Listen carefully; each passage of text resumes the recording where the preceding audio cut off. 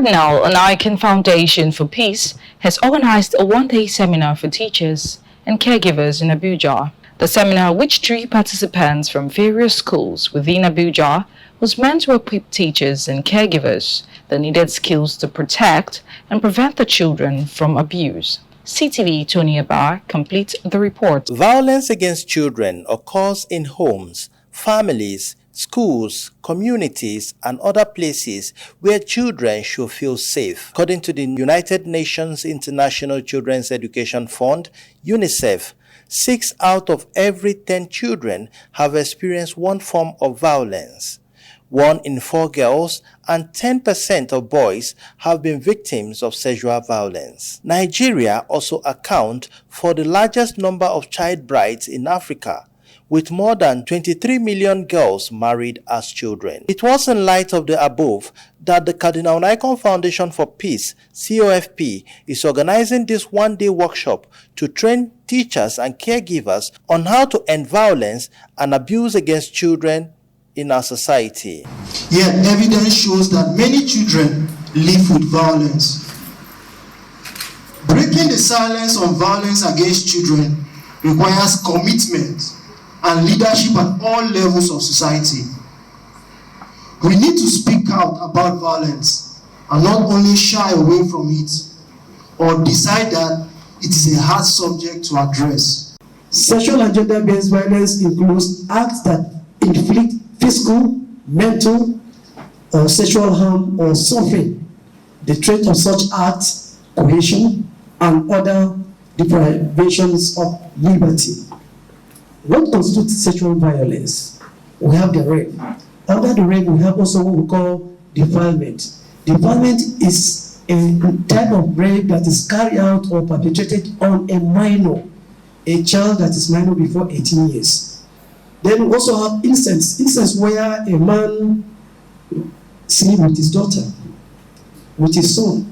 There are cases like that. Some of us have experiences that you don't want to share. Some people will tell you that they lost their innocence to their mommy's friends, to their daddy's friends, to their elder brother's friends, or elder sister's friends. As caregivers, as teachers, it's part of your duty to point out some of these things to the children under your care. Experts at the workshop took turn to explain to participants how to prevent this societal menace. There was a group discussion where participants deliberated and proffered solutions to ending child abuse in our society. From the training that we have, at least a lot I have learned with my colleagues. We will try to see that we end the violence against the girl child or the boy child. Having participated in this event, they go back to their schools, to their religious organizations and institutions to inculcate this same learning. And the teachers, they will expect them to gather the teachers, their colleagues, and also pass this knowledge to them. So it is kind of training the trainers program. Okay, so they should be able to step down this training to the teachers, to their colleagues, and their friends and relatives. As a teacher, I know that at least violence against children starts from the school too. First from the home, then second is from the classroom. So this training has really opened my eyes, and I've already learned a lot. And I wish all teachers would really get this kind of training, because we that are always with the children in the school, in the classroom, in the environment, play a very vital role. And whatever we impact on those children, it will go a long way to be for future. They are psychological, they are mentally at work, and everything that does with their behavior.